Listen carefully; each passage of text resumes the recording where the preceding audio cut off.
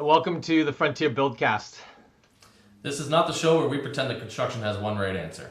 No, this is the show where we talk through our thoughts and our opinions, our experiences. Sometimes we'll argue. We'll talk about our picks, our pet peeves, and stuff we see in the real world every day. Some of it's going to be smart, some of it's going to be controversial, but it's all going to be pretty real. So if you want polished facts, this ain't it. If you want real conversations about building, renovating, design, permits, products, and the chaos in between, you're in the right place. So let's get started. Welcome to the episode, Jonathan. How are you today? Pretty good, man. How you doing? I'm doing good. Thanks for spending some time with me today. We have a bunch to talk about. Today we're going to be talking about something pretty interesting. Why don't you go ahead and kick us in? It's just a simple project. Can you just take a quick look? It's simple. It should be easy. It's probably a small project for you guys. Oh yeah, that's a tough one, eh? It's one that everyone says to us. Simple is definitely not easy, is it? It's probably the most expensive phrase I've ever heard in construction, for sure. Why do you think that is?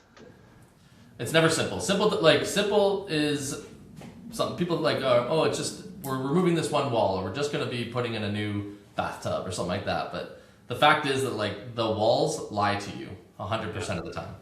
Yeah. For me, it's the idea that people are thinking about things as components rather than systems, right? Simple is such a weird word. In contracting, we often, in your jobs, lots of jobs, people think about their jobs in like this big bucket. It's like, I can do it with my eyes closed. I've done it before. You should be able to do your job very easily, right? Very simply, because it's an abstract concept. I want a kitchen renovation. Doesn't sound overly complicated, right? But the complications that come from just those simple words are, what about the HVAC? What about plumbing? What do you think people mean when they're saying simple? I don't know. When people say simple, I think they're looking for safe, right? No. What do they actually mean when they're saying simple? I have no idea. You know what they're saying, like that. Then, let's be honest. What they're saying is this project should be cheap. Well, cheap is that it might be that they're setting up for cheap, or setting up for I don't want to blow my budget already. Right. Right. Yeah. But I don't know that people understand. I can tell you, I don't understand the complexities that go into a lot of projects until we get into the projects. I do it at my own house. I look at, I just had a generator put in at my house here, right? So it's a whole home generator to give me some power backup when the power goes out, because I live rurally. So when the power's out, it's out for a while, and panics me. And I'm like, oh, it's a generator, right? You plug it into the panel, right, and away it works, right? But the amount of complexity that went into that generator, it changed the budget by over 30% by the time. To be honest, did you tell the guy it's an easy job? It'll be pretty straightforward. Yes. And more specifically, I told the propane tech, the gas fitter, that it was a straight run, only about 80 feet of pipe, right? No way, it's a straight run. It's super easy. It's a straight run. It's just crawl spaces and angles and breaking through brick and walls, and having to find a spot that the propane tanks can go, and all this other stuff that went into the idea of where a propane tank would go for this generator. Yeah, and right? I want to make sure I'm being clear. I'm not calling the homeowner liars. I'm not thinking you lied to your propane guy there. I'm just saying you just don't know what you don't know, and nobody knows what they don't know until they get into the job and they actually get eyes on that project. So, even the electrician, right? They came and they did a site visit, and they looked at the panel and they looked at everything. And one of the main complexities, I have two big complexities on my panel. Number one is I have solar panels, right? So a generator, we don't want to backfeed power into the solar panels when it's kicked onto generator. So we have to be able to isolate those instantly. And then the other thing is I have a furnace that needs the cleanest energy possible in order for it to run for whatever strange reason. So we had to make sure that we took those two things into account, which increased the complexity exponentially. Just those two little things. So when you had your guys in there, Chris, you don't live locally to where we operate, so you're using contractors that we're not familiar with here at Frontier. So when you got your prices from those contractors, did the estimate they gave you at the beginning, was it different than the price you ended up paying? Oh, 30% more. 30% more? Do you think they were happy that they had to come to you with a higher bill? Oh no, Right. Not at all. So They were not happy with the project at the end of it. They were happy to have done it for us, but it bothered them that there was more complexity than what they even anticipated. Because as soon as, and I have an old house and it's crawl spaces, and as soon as they started breaking into things and it just changed the outcome. Right. So now that's just one project. You're saying the contractors aren't happy at the end of it. They probably didn't make very much money, which makes everybody miserable. Nobody wants to go to work all day and make very little or nothing. And then you, during the process, I'm sure you're thrilled now because you have, the end result is you have what you wanted. But like, I'm sure when they came to you with a bill that was 30% higher, that you weren't super happy either. I wasn't upset. Like I watched it. You understand because you work in the industry, but like most people would be angry that they got a bill that was 30% higher. I would think. Yeah. I would think. And this was just a small project. I mean, small in terms of grandeur. Like, was it a simple project? Like it was a one component project. It was a generator project, right? Now, if you start to do like multiple system projects where you're like doing plumbing, electrical, HVAC, you're doing, moving structure and the whole 9 yards. I mean, that complexity and that, the simplicity changes exponentially. Right? It's not. I'm afraid that homeowners think that the contractor is excited about giving you up charges and change orders and the price being different. It's like our best case scenario is that the price that we gave you the day we came in for the estimate is the day that we walk away shaking hands, and like that's the same price the day we walk away. Well, at Frontier we have we try to stay within 3% of the original quoted price. That's our internal goal, right? Because at the end of the day, if we're doing change orders, unless the customer has initiated it midway through, which, is another problem unto itself, right? Because simple when you're in the middle of planning and then simple in the middle of construction are two different things, right? I mean, we can conceptualize things during the feasibility and the design and the engineering, and then if you're in the middle of planning, and I can give you another story. I have some friends who are building a new house. They're doing SIP panels. I don't know if you know what those are. I'm sure you do. Yeah. They're structural insulated panels, and so basically the panels are built off site, right? And they come to the house, the site, and they're kind of put together like Lego bricks. Well, midway through construction, they decided that they needed extra support for the roof to not put extra pressure on the windows. How would they possibly have missed that in the design stage? It was a problem. Yeah, did they cheap out on design? Like, I don't know your friends at all. Did they cheap out on design? Did they like just go to the contractor and say, hey, this is a simple project, let's get this done? What they did was they went to a contractor that didn't have a whole lot of history in the product that they were selling. Right. So they weren't new. They didn't build a ton of new homes. It might have been their first or second or third new home, rather than cutting their teeth. We talked about that last episode. Like I said, we got to make sure we're talking to people that have a history of what the project you're trying to do, like similar projects that you're trying to do. You don't want to push them to be like a whole new product, a whole new build style. So that's frustrating. But like, have you ever had a customer where they've actually said, I don't want to do the design, let's not invest in the design? Because that's what it sounds like they ended up doing. And it may not have been the homeowner that did it. Like your friends may not have been the ones that called that out, but the contractor might have said, we don't need to worry about the design on this. This is simple. They're all like, the prefab panels, I'm sure it just clicks together like Lego. Yeah. Well, I mean, large projects like a new home, a design of some sort is going to be required. But a lot of people would think like a kitchen doesn't really need design, or a bathroom doesn't really need design, or I want to finish my basement doesn't really need design, and it's those kind of complications. And we have a story for a couple for a family that we worked with, that we got into the basement and we missed an HVAC run, even though we did some design. Right. Right? We missed the location of an HVAC run, and then midway through the process, we had to pivot and make changes because even with comprehensive design, still something got missed. But if we hadn't done design in the first place, how much would we have missed? By the way, I fired that designer. Yeah. Well, honestly, I fired that designer. That was a bad design. We did a bad job at that. Like, Yeah.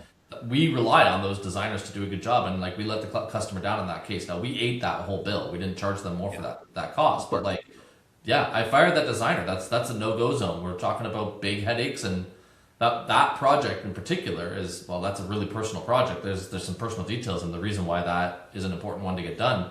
But the last thing that homeowner needed was the added stress. We made sure that one didn't hit them, but for sure, I honestly think either having a bad designer or the people that say no design, I honestly think that's irresponsible.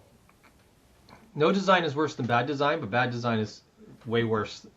It can become way worse because you're relying on those designs for pricing, for the actual build scheduling. So no design. Early in our company's history, we would do things like, build a deck from scratch, right? That would be our quote unquote design process, right? Mm-hmm. And then we would send that over to our operations side, and our operations manager would read that and go, "What the hell am I supposed to do with this?" And we're like, "It's just a deck." Thank God for Paul, man. He really put things together back then. You don't do that anymore. That's crazy. No, he won't do that anymore. You're basically like just signing up for complete chaos. Like, that's what you're signing up for, is complete chaos, complete, like, let's figure it out while we're here. Let's just fly by the seat of our pants kind of stuff. And there's so many, like, I mean, like when we were doing decks, like you just said, that was back when there wasn't quite as many things. Like an exterior renovation or a backyard transformation or something like that is a lot less moving parts than there is on a renovation, like a kitchen or a main floor or an addition or something like that. So. Oh, I get the one there. Somebody's like, I just want a simple sunroom. Yeah. Right. I want a 4-season sunroom. Yeah. It should be pretty simple, right? Yeah. Yeah. I mean, the biggest headache to that is heating the damn thing. 4 seasons means you're dealing with the Canadian winters, right? Yeah. Even 3 seasons, you need some way of keeping it warm, right? Insulating it, adding heat into there. Yeah. I mean, thank God for heat pumps and things like that. Now we have ways of getting electrical heat in, so we don't have to run whole HVAC lines. But a lot of the times what we'll hear is on those types of projects where they're just like, oh, yeah, we want a 4 seasons room, and then we start doing the thing that we agreed to do, and then we go, oh, well, you're here. Since you're here anyway, or since that wall's open anyhow, can we add XYZ? Yeah, no. Mid-project changes. It's crazy. If we're spending 3 to 6 months in pre-construction planning and design and material selections and permitting and engineering, I don't understand the concept of anybody's idea that we can all of a sudden pivot to adding something to it without having to go back into all that stuff. Yeah, it's death by 1,000 cuts to do death that. By 1,000 cuts. Yeah. Like you're talking about, we had what was a rigid framework to do a project.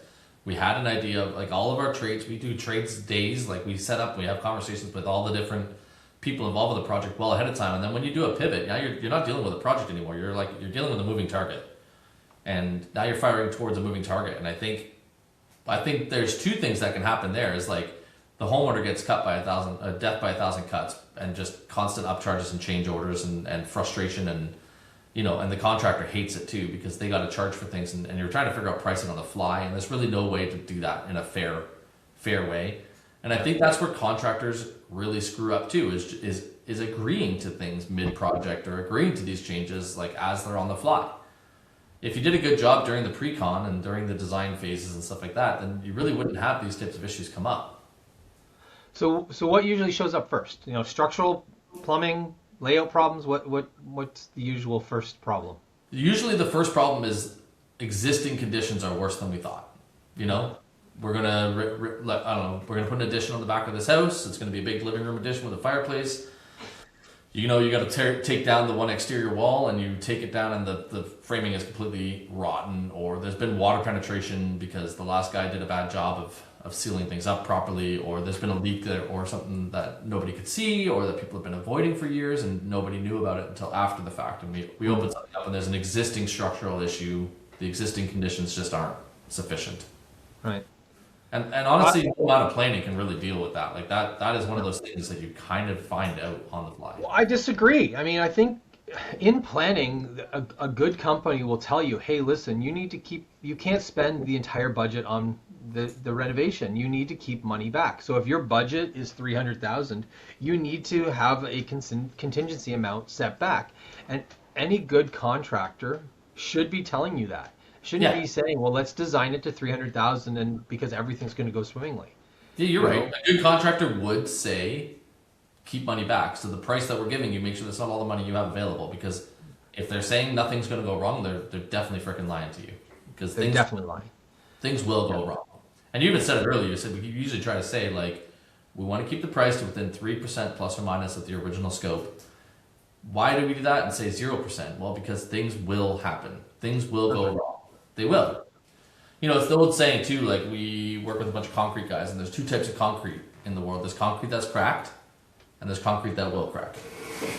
So like if you're saying this concrete will never crack, you're just lying. Like if you're a concrete guy and you're saying my concrete doesn't crack, you're a liar. Why can't I see the cracks in the concrete in the garage then? Well, if the contractor did a good job, there's cut lines and the cracks are hidden beneath those cut lines. But also, you can climate control a garage a lot better than you can outside concrete. No, it's definitely the cut lines. Yeah, that's part of it. The cut lines give the concrete the place to crack, so it's not noticeable. Yeah. So I mean, what the big one for me is like, if you're the relationship that you're spending with your contractor, you need to build trust with that person. So that you know you're being taken care of and not taken advantage of. So if you feel like my buddy did it, just hire your buddy. Oh, hire your buddy. I think you just had a conversation with one of your buddies who asked to hire you. Yeah, I did. Yeah, really good friend of mine. Actually, my oldest friend in my entire life. I've been friends with him since I was 8 years old. That's 32 years I've been friends with this guy. Yeah, he asked me to do his kitchen reno or take a look at his kitchen reno for him. I said no. I said no to the project from the get-go. Like, I didn't even entertain the conversation. Not because I don't trust him and want to work with him. It's just things go wrong during renovations. And he also didn't want to follow my process. He said, hey, can I get a price from you? That's how we started the conversation. And simply put, that's just not how it works. And we talked about that last episode. We can't just give you a price. Like, there's so much we have to talk about before we get into pricing, and he didn't want to follow that process. And because it was simple, it's just a simple kitchen. He said those exact words in the text he sent me. It's a small project, pretty simple. I just want a brand new kitchen with custom cabinetry, and we got to take out the main load-bearing wall between my kitchen and my living room, so I want to open it up. Oh, and we also want to relocate where the sink is, where the stove is, and where the dishwasher is. Dude, you know how much you're getting into with that? Like, it's not simple, man. There's so much involved with that. And I'm just probably a finished basement underneath too. Right. Well, it is a finished basement. That's his gym. He just built the gym. That underneath his kitchen is his gym, and he just drywalled it. Yeah. Yeah, and that's the thing, right? I mean, I think I was reading an article or like a document today that talked about contractors that have a documented system. And I think it's something like 54% of contractors don't follow a system, don't have any system at all, and then even more don't have it a well-defined system, right? And for me, it's all about it. Just invites confusion. Would you drive in a country that doesn't have laws for driving on the road? Oh, I have such a hard time thinking about going to like drive in India or something like that. Right. They don't care about lines on the road or rights of way or pedestrians or like wherever. Like I wouldn't drive in a place like that. That's just absolute chaos. And how many times do you think they get in an accident in that area? Yeah. Like in those types of places. Like could you imagine? Like I mean, you could say India or whatever, but the Canadian drivers suck too. Like we have crappy drivers out here, and if we had no rules on the road. I've met some ignorant people on the 401 in the middle of the day with rules. If there were no rules, could you imagine how chaotic it would be? That's a renovation without a documented process, a documented system to follow. I've had homeowners go, wow, I didn't realize it was this complicated. And the reality is the house was always this complicated. You just hadn't met that version of it yet. That's right. Yeah. Right? I mean, one of our best clients, we're doing a custom home for her this summer. One of our best clients yesterday simply was out with Paul looking at one of the first phase level scopes of her project, which is just looking at windows and doors. And Paul said, oh, by the way, I want to take you to the next room, which is just an entry into the first few decisions that you have to make, which is the trim baseboard style and even the material it's made from. There's 35 different materials that your baseboard can be made from. And each of those 35 materials has 50 different profiles that it can follow. That's just one decision about baseboards. My God, it's a complicated So how do you handle that? How does a homeowner handle all of those decisions? Well, she went like, oh my God, I didn't realize how much there was going to be. But we've been telling her all along, like, the next phase is introducing you to the interior designer who's going to walk you through that. And if you're doing a major renovation, an addition, an ADU, or in her case, a brand new home, and you said, oh, we don't need to worry about hiring an interior designer. I'm a quick decision maker. It'll be simple. I just have simple taste. I'm just going to go run of the mill. You're in for some big trouble, man. We've done a couple of projects where we have fast tracked that.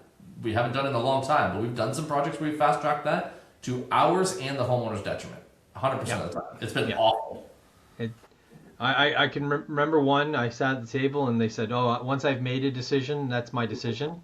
So I said, "Okay, well then, let's go ahead, right?" And that project was ended up being the worst in terms of chaos that our company has done, and and that customer, obviously, the project ended up turning out beautifully, through a lot of grit and determination from both parties.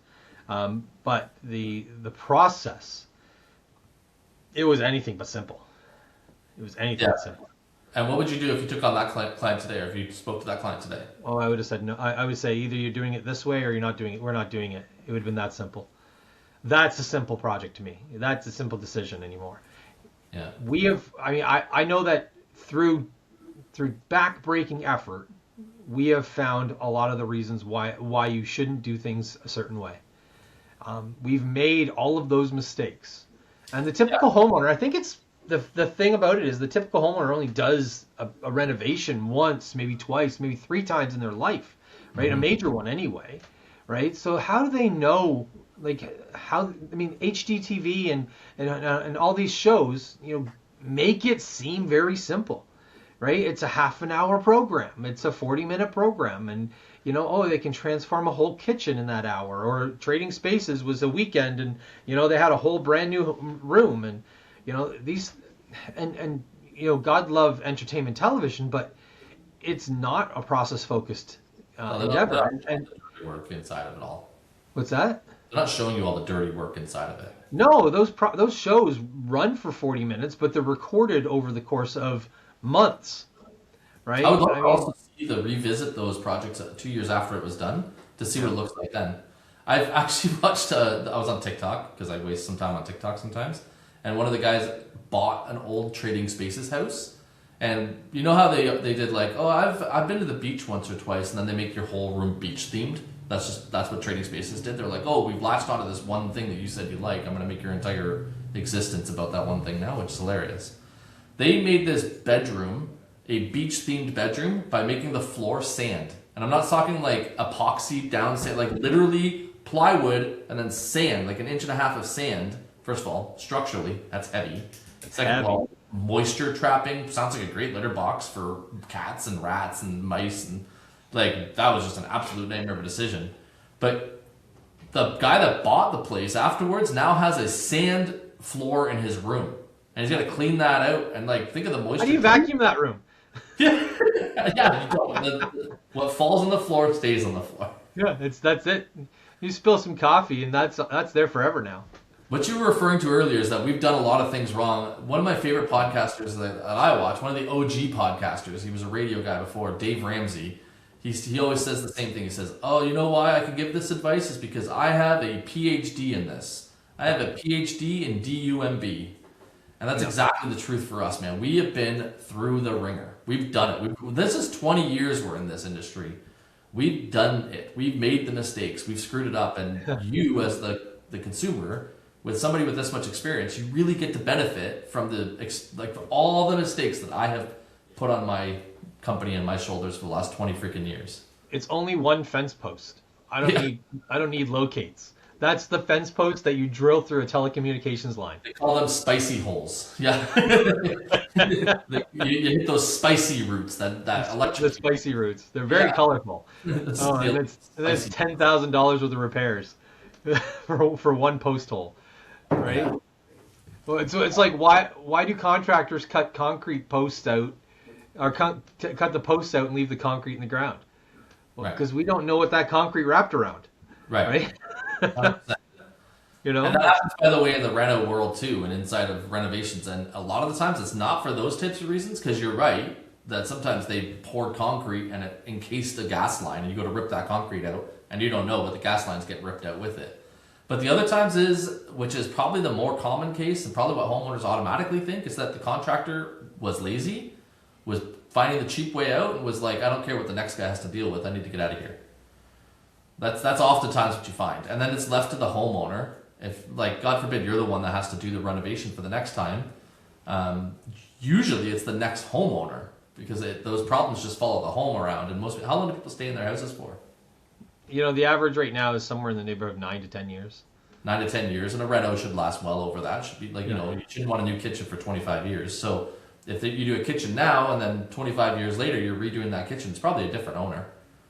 Yep. So that guy's dealing with the problems that the last contractor left behind.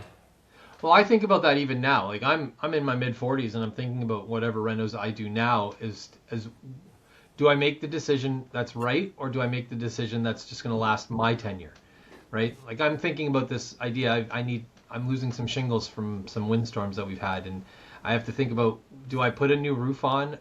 If I put a new roof on, what am I putting on? Do I tack down old shingles? Do I put in a new asphalt shingle roof? Do I do a metal roof and, you know, last 50 years? Or, you know, what is the right decision for the house versus what is the right decision for my tenure at the house? Because I don't know that I'll be in this house for another 25 to 30 years, right? So why would I buy or spend money on something that's not going to last that long? You should write that down as another episode for us, because I think that's a whole topic in and of itself. It's like, what is right when it comes to construction?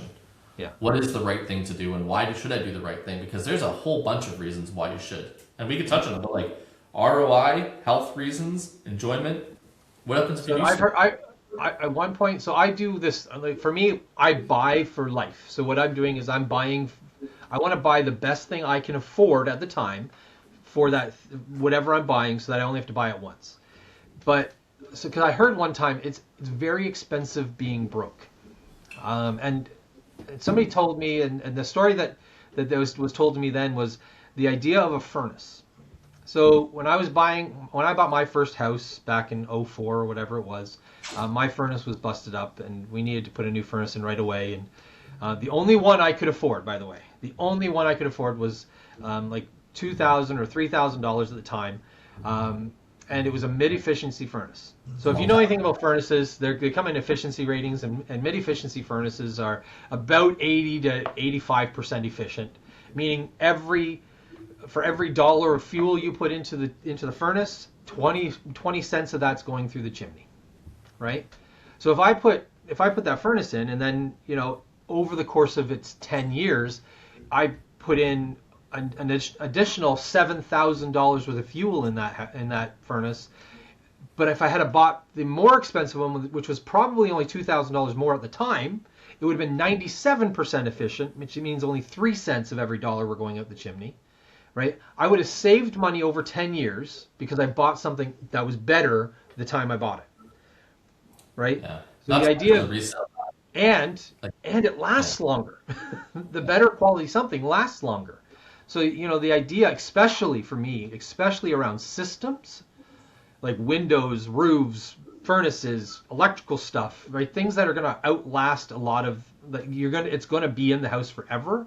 right? Those are the things that I want to spend. I want to get the best quality of something I can get. So I'm thinking like triple pane windows, Now right? you're saying that, Chris, with the benefit of hindsight. Like you're in your Yeah, 40s now, like you have the benefit of hindsight to say that kind of stuff. But you didn't make yeah. those decisions when you bought your first house when you were 25. No, no, right? That's the point. Like I do that now because I made those. I like you said, I have a PhD in DUMB, Yeah, right? I've made the decisions that were wrong and had to replace so many things. yeah. The idea that I was doing renovations in my first house, and for 15 years I did renovations, and then at the 15th year, right, I started the renovations over again, right? Because the stuff I put in originally was gone. It was I broken. know I've done some of them with you on that old stupid house. Yeah, you were Yeah, there for a lot I of did a them. couple of them twice. So, Yeah, you were there for a lot of them, right? And that's the crazy thing. so So have you even ever taken a job here, like at Frontier, that you knew was a bad idea, but you did it because we just needed to drive the revenue in? that's a good question. Let me think about that one for a second. I'm sure over the course of my tenure there, there's been something in there, but we are very discerning about what projects we take anymore. Like that's the thing. We've learned our mistakes that we're not doing better for the customer because we took a job just because, right? And I'm sure it was like there's a fence or something like that we did just because we needed a job for a crew for that week or something like that. That the customer was putting in a chain link fence. Actually, I remember this one now. It was a chain link fence, and, and and they needed it so that their dogs couldn't jump out of it, but they couldn't afford the 6 foot version, so they wanted to put the 4 foot version in. Well, the day the fence was done, the dog jumped over the fence. Right, the day, yeah, it was like instantly. And the cat ran away with the spoon. Well, but yeah, it's crazy how like, yeah, it's really quite crazy how much history of DUMB we have. Yeah. You start to think about it, and as a homeowner, I can't even imagine the complexity of the conversation that we're having with them when we're talking about doing a whole home renovation, right? Yeah, and And this then, like you podcast said, obviously, this is to give people awareness about who we are and how we work. But really, this is not a sales tool. This podcast that we're doing here, yeah, but like the idea is like if you're going to work with somebody that has the experience or not only the experience but the backbone to push back on you when you're asking them to do a simple, easy, quick project. Because the facts are like you either pay up front or you pay later, and the later is a lot more. It's a lot more. It's a lot more. So pay up front, and by the way, like work with somebody that has a pre-construction process, some sort of a map, a way to walk through things ahead of time, so that they know that you and they know what you're getting into, and pay a little bit of money up front to get some clarity long term. yeah. That was going to be one of my hot takes today. Was that the hot take that would annoy homeowners, but it's still true, is pay for estimating. Like pay for estimating, pay for pre-construction. I don't I don't I don't care. Like if you value the information that the contractor is giving you, right? If you're going to rely on that for major decision making, right? It better be right. Yeah. It should not be a guess. Yeah, and if So you skip spending the money up front, you end up just delaying that cost, and you end up with like multiple factors higher for that same thing. So if you just are cheaping out at the beginning, you're gonna pay for it twice at the end, or more. The house always wins, man. The house always wins. The house always wins. I'm not talking about the contractor. I'm saying the house, The actual physical house. Yeah, and yeah, and there is no such thing as like a simple bathroom, right? If the house is old, simple should always be treated as suspicious. That's what I say. Yeah. Right. Because every single wall that you open is a whole new ball game. It's a brand new gamble, and I'm a terrible gambler. Oh, I bought a bit of Tesla stock. I don't know 3 months ago. How's that been going for me? I don't do that anymore. I'm not buying single stocks ever again. That was a big mistake. Yeah, and I'm sure it'll come up. I know you're a Tesla. Yeah, guy, I'm sure it'll be fine.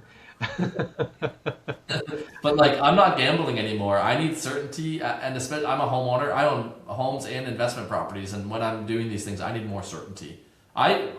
We develop properties. We build new homes on speculation for ourselves, and when I'm doing that, I'm paying a ton of money up front for the proper consultants. I look for, I'm not going to say the most expensive consultants in this city, but the ones that are definitely the most renowned in the area that I'm working, like the most prevalent people with the most developed team and the most documented systems. Is the one that I'm looking for when I go to do my own development properties. Like, One of the things I hear you say a lot. Sorry, go ahead, finish your thought. Yeah, let me finish. What the hell? Frontier, I trust to do the work, of course, because we built the systems here. But like, there's all the pre-consulting stuff that we still need to do, and that we handle for our customers. When we're doing that, we're working with the best possible version of that. Yeah, and to that thought, I've heard you say it many times when one of the team is asking who should we hire, right? You've said before, who is the person that our subcontractors want to work with, right? Yeah. Who are the people that do the best job so that it uncomplicates the lives of the people that are going to be utilizing the service. Yeah. And for us, like our subcontractors tend to refer to us when somebody says, well, I need a renovation, who are you hiring? Well, our subs will send them to us because we have those systems. But, that's a self-toot, but, we do the same thing with our subs. Hey, you're an electrician. Who's the best plumber that you work with, that you like to work with, to make sure that, your job is easy? Because when you're intertwining multiple trades into one place, the last thing you want is to have one do a poor job, one do a good job, and that one trade drags down the reputation of another. Yeah. Right. So, and we just won't stand for that at Frontier. So we said in the last episode too, that these tradespeople are working on single-digit profit margins generally. So for every $1,000, they're hoping to make 100. Yeah. So like at the top end, they're hoping to make 100 out of the $1,000 they're charging you. So when something goes wrong, they're losing money, and the only way for them to make money back up is to cut corners or to charge more. So they're really only two ways to claw back their money. So we want to make sure that when we're working, first of all, we paid them for their estimates. Our subs are also being consulted early on when it comes to any big renovation project. They're getting a chance to visit the house before, like the first time they're seeing a plumbing job is not the day they're showing up with the tools to do the work. It's well ahead of time. They need to be able to see what they're working with so that we can avoid some of those problems. So you try to skip the planning step, you're not saving money. You're just delaying when you pay it. That's all it is. Yeah, I think when people are saying simple, if a contractor accepts the word simple, I think it sets the expectations too low. It's stupid. It's irresponsible. I think it does. At the end of the day, simple to me is just cosmetic. Simple is paint. Yeah. And I'll be honest with you, paint. Let me finish my thought on that. When I say simple, I think paint, and then I start to put paint on my walls and realize that the paint that was on there originally was oil-based paint, and now all of my new paint job is peeling off because the acrylic or the acrylic paint doesn't stick to it, right? Yeah. All little dinks and dents from the years of the old paint. Those all need to be filled and sanded. Yeah, and then you go and you see all these lines from like the drywall mutter that didn't do a good job originally, but the color was light and it wasn't easily saw, and then all of a sudden you put a darker color on, and now every single mark is showing, right? 100%. And now you're wanting level 5 finish on this drywall that would have been level 4 afterwards, right? Hey, pro tip: the darker you go with paint, the more high quality the wall finish needs to be, because it shows everything. And the trends right now are going towards bold, dark colors. Yeah. Dark greens, dark blues, things like that. So we're seeing a lot more of those colors. So which basically means like the entire wall gets skim coated and sanded, right? With like very fine sandpaper, so that way every single dip and divot is matched perfectly, so that the whole wall basically has a mirror-like finish at the end. Yeah. So if you're painting your living room, it's complex. So there's lots of tip. If you're trying to cover over dark color, you need to put a tinted primer on, right? Because otherwise you'll spend years trying to cover over your color, right? So there's nothing in construction. There's nothing in this world that's actually that simple, right? No, not really. Working with a good contractor with a good reputation, and by the way, good documented processes that they can show you, is going to even out a lot of the hills and valleys of a project like this. That's the real takeaway here is like work with a contractor, work with a general contractor or subcontractor that has documented processes to even out the highs and lows of what's going to happen on your project. And somebody that's big enough to absorb some of the hits that come along with it too, by the way. Yeah, so I think one of the big takeaways that I'm hoping that people will take from this is while the general act might sound simple, it doesn't necessarily mean it's easy. And people should stop thinking about things as a simple job and start asking about value, right? It's really about what are the choices that I can make that are going to impact greater value in enjoyment, in, like you said, ROI or resale, the function of the house. What instead of worrying about the cheapest, easiest way to go, it should be more about the highest impact and value. Because yeah, you might be able to spend $100,000 on a kitchen, but for a fraction of a bit more, you might find that there's a product that just offers just so much more value to you, because of the way you're going to use the space. And unless you go into proper planning and actually talk about how you're going to use the space, you're just putting some lipstick on it, right? The countertops were flat before, and if you're putting the countertops exactly the same way, then the countertops are flat. Now it's just a cosmetic fix. Yep, good point, man.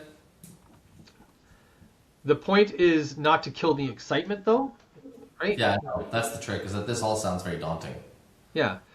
But a good company, a good design build firm, and we're not the only ones. And honestly, the idea is that we can't work with everybody. We have a set amount of people that work for our company and a set amount of projects we can take in any given year. And when we're full, but we want everybody to have a good experience, whether they're working with us or working with somebody else. Right? At the end of the day, we want consumers to make informed choices and make informed decisions. And that starts with really good planning. And planning can cost, between 5 and 10% of the overall project budget, and should cost between 5 and 10%. And it could be more, depending on the complexity. It's even 20%, 25% on the back end. I've heard some projects that went double because of bad planning. Where they like quoted 80 grand, and by the time they were done paying for the project, it was 160 because everything went wrong that they weren't hoping, that they didn't plan for. So yeah, so spending a little bit up front saves you money big time. Here's my final takeaway line that I'm thinking is simple is not something you get to declare. It's something that the project gets to earn. Simple is an afterthought word, not a prelim. Hey, that was simple. Is better than it's just going to be simple. Yeah. It's good. That's a good takeaway, dude. I don't know. Is there any other questions that you might want to ask? Yeah, lots, but we've got 45 minutes. People only want to listen to us for so long. Yammer on. So I think we covered a lot on this episode. What are we going to talk about next week? That's a great question. My topic for next week, I'll bring it to the table. My topic for next week is why the cheapest quote is usually a bad idea. Cheapest quote is the most expensive too. Now people know that, but I think that we have a lot of good conversations to have around that topic. And why I got a lot of history on that for real estate too. So I got some good talking points when it comes to that in real estate. So let's talk a little bit about why that's the case on the next episode. I love that. Yeah. Great. So I think this is where we can kind of sign off. I appreciate you spending time with me today, Jonathan. This has been fun, man. I appreciate it again. Thanks a lot. Thanks. Make sure you like and subscribe, guys. And we're trying to get this out to the homeowners out here in Brant County, Norfolk County, and around the area. So like, subscribe, share it with your friends if you found anything of it interesting or just finding us handsome. So this has been the Frontier BuildCast. Next time, I guess we're going to be talking about why the cheapest quote is not a great idea.